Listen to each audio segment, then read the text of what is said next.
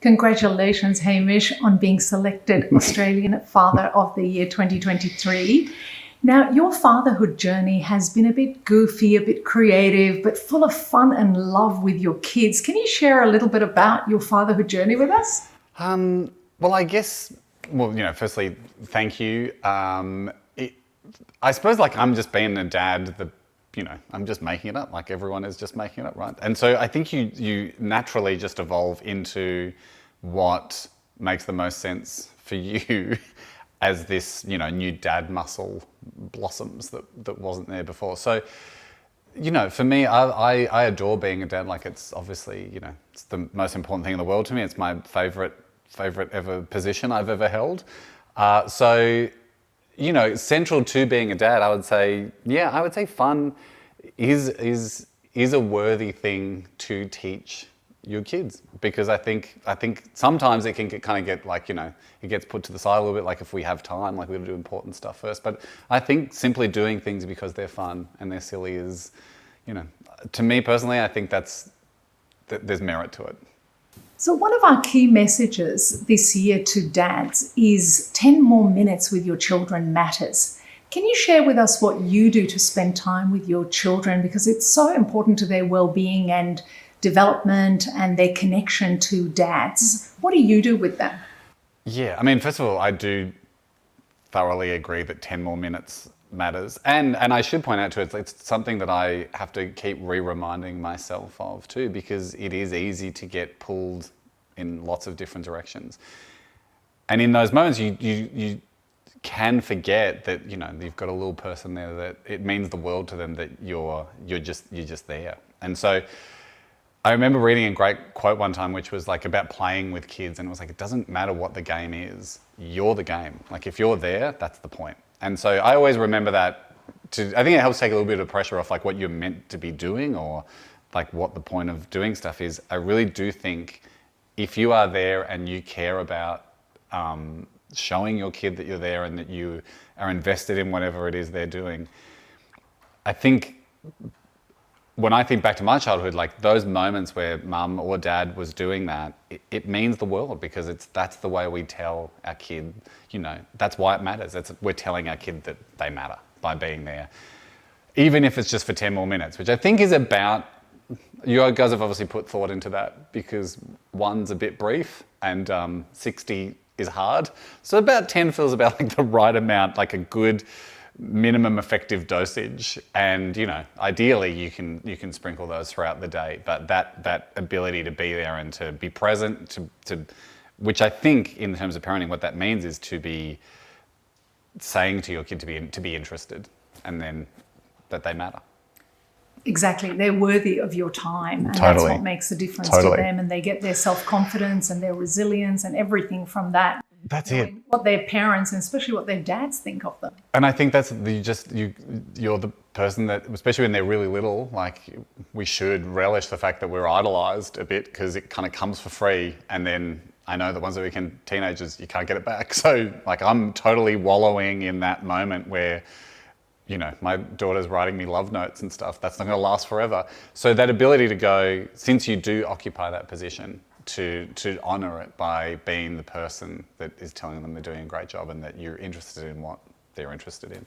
Are there a few very special moments in the past few years in your fathering journey that you would like to share with us, that really stick in your mind as being special? That's a really good question. I mean, I suppose you have the obvious ones too, which are the memories, the big memories, the holidays, the adventures, the first days of school, the piggybacks, the handholds, the climb up a mountain that they didn't think they'd make it up, and all those kind of little key development moments. But I'm also a big fan, Jerry Seinfeld used to call it junk time.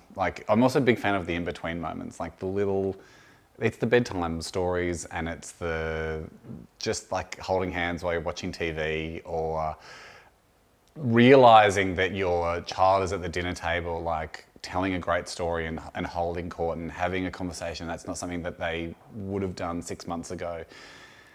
It's hard to kind of put those, it's hard to rank those, because they're all those moments where I suppose the common thread there is all those little tiny bursts of joy you have as a parent where you realize that, this is a person in there that's growing, and it's not because you're making them grow. You're just around. You're the structure, you're the soil and the sunshine and the water, but they're growing. And it's different for every parent because, like my kids are my kids and everyone has their kids and their own version of those moments. But for me, they're the best moments. It would be remiss of me, Hamish, not to talk to you about cake making. Now, you've been doing some amazing work here today in the kitchen with these cupcakes. Yep. What drove you to doing cake making and baking for your kids? And do you have a special moment or something that triggered you to do this? Look, I think it's worth pointing out that those are prop cupcakes because this is not my kitchen. This is not what my cake making looks like. My cake making is a whirlwind. However, the point of the cake night, of making the birthday cakes for my kids, which sort of evolved out of really just me, it kind of evolved out of like my wife challenging me. I sort of had to prove a point to my wife one year because I kind of bragged that I could do it. And then she said, I don't think you can. And so it became I was determined to do it. The deeper meaning to it, I would suppose, like the reason I actually do love the process is the cakes, it's not because I love cakes and in fact, it's a really difficult medium if you're looking to get into sculpture. Icing is not forgiving, which I always forget. But I suppose it's just, to me, it's an example of that you can choose anything. You could choose any medium in the world to show your kids that I kind of would love the lesson for them to be like, I'm happy to go to all this, put myself through this pain of staying up all night, and I definitely want to put a smile on your face for your birthday, even though this is silly and over the top and like it's an outlier for effort. But I also do like maybe as they get older, there's a hope that the lasting message from it would be like, it's funny and fun to have a go at something that you can't do, you're not very good at. And you don't have to be good at stuff to enjoy it. And you don't have to be great at something for the message to still get through, because like they're not, like the cakes aren't great. Like that's not a shock to anyone. Like they get there in the end. They're more like endurance feats than actual like aesthetic achievements. But never have the kids have always been stoked. Like the kids are always wrapped because I'm lucky because they know I can't do this. So like anything is a bonus. But I like that message to be like, whatever it is for your kids, like I'm willing to do this silly thing for you because, I want that message to be like the effort in a silly environment is always fun. And that's what I get out of the cakes. That's why I love doing it. And I love the end result that is on their face at their birthday party. And the love and worthiness that comes with that as well. Hopefully that's the message, just to be like, I'm not going to do this every night of the year, but hey, once a year, you tell me the cake and I'll give it my best shot. And which has been the most difficult one that you've done? The Rubik's Cube. The Rubik's Cube was too much. Not too much, but that became stressful because it was a giant Rubik's Cube on a pole, but it could move. It could be solved. Yeah. So that was the goal, to make the world's first solvable cake. So you could eat it. So it was 3D printed, and I was like weeks of lead time with my brother-in-law, and we were like trying to figure out how do you make this cube. But great fun to figure that problem out. Hamish, if you could share why 10 more minutes matters to the dads out there, what would you say? I would say, without wanting to get too existential on it, 10 more minutes matters because we don't have that many minutes.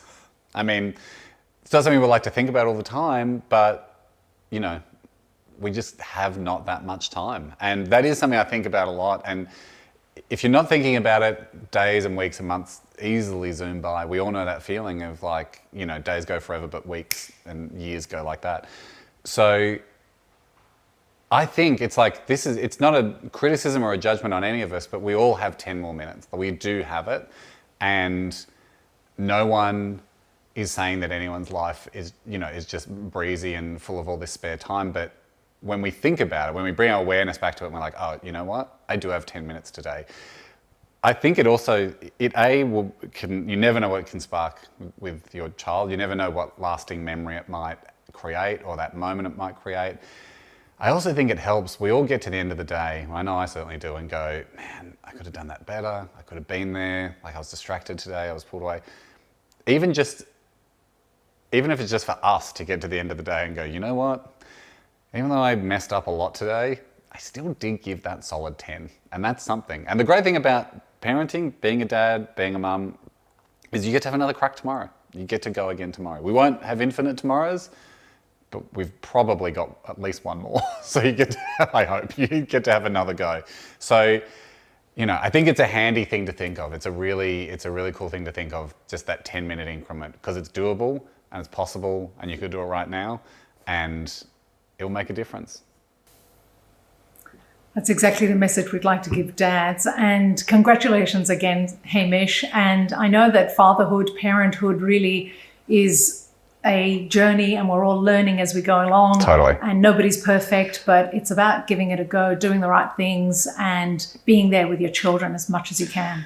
We are all just giving it our best shot. So yes, the Father of the Year is a strange thing because parenting is obviously not a competition. It's not something you can win and it's not something that's ever done, but getting the chance to be involved in something like this, I think is a really great thing. So I'm really honoured. Thank you so much.